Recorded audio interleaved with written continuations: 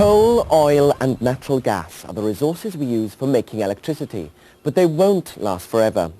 Deep in the mid-Wales countryside, there's a place where they're trying to find new ways to make energy.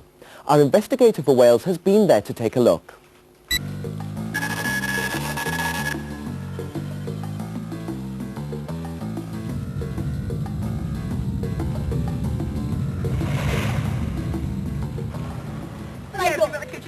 The kitchen sink. That's the right. Look at this one.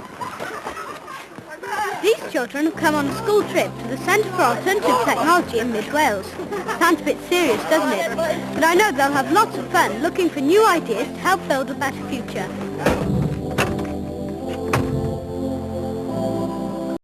They're staying here at these eco-cabins, which are specially designed to help people think about how well they use the world's precious resources. This is called the Centre for Alternative Technology because they try to do things differently here. They're trying to find new ways of creating electricity that are friendly and not harmful to the environment.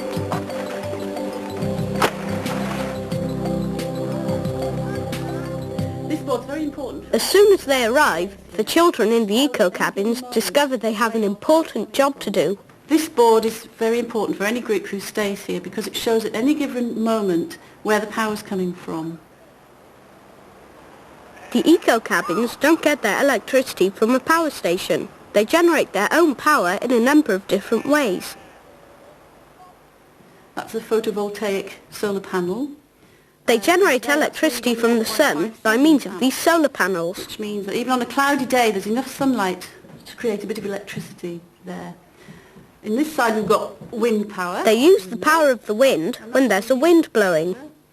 And we've got a lot of water at the moment, so we've got...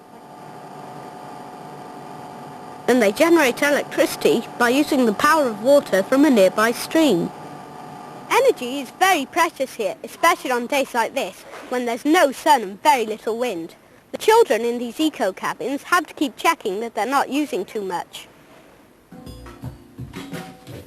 Hey guys, you're using too much electricity. We better do something fast. Shall I turn the lights off then? Yes, it'd be a good idea.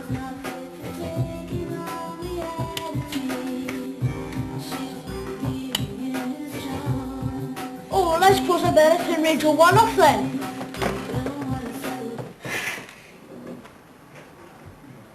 Because the energy is limited, the eco-cabins are specially insulated with an overcoat of grass on the roof to keep them nice and warm and to stop the heat from escaping.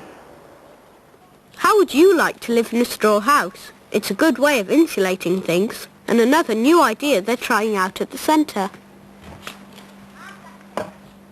What sort of message do you want to give to visitors to the centre? Well, first, that we have to learn how to help the environment instead of destroy it. But secondly, and more important, the kind of changes that we can make are helpful to us as well and can give us a better and more fun kind of life as well.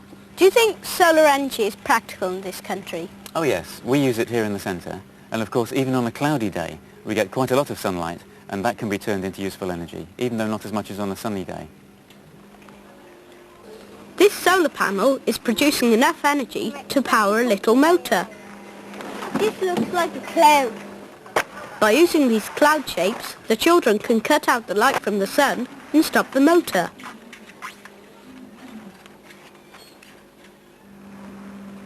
Here's a solar panel that's doing something useful. Boiling a kettle. I could do with a cuppa.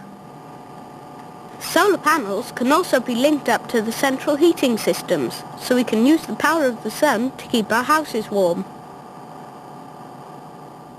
This is a solar power telephone box. The lights are powered by the sun.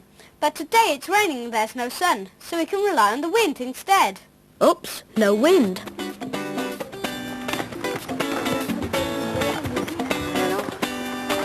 During their stay in the eco-cabins, the children discover that all kinds of ordinary things are in fact very valuable resources.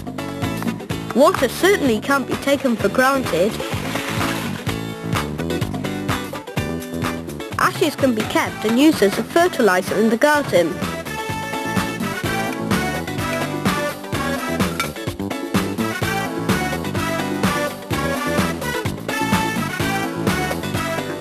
Wood is a good fuel and a resource that we can keep growing more of.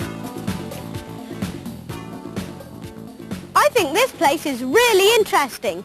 One day we'll all have to use some of the ideas from here. But you know what?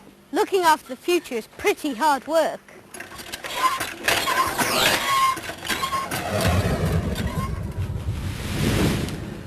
We cannot turn back the clock and just get rid of things like cars and chemicals. What we have to do is find ways of making sure that things do not harm the environment so that we can enjoy a world that is both clean and modern. But changing the world around us can often lead to big arguments. Some people win and some lose. In the next programme, we'll be looking at how to balance the needs of people and the needs of the environment. So until then, keep your eyes open. Change is happening all around us right now and probably near you.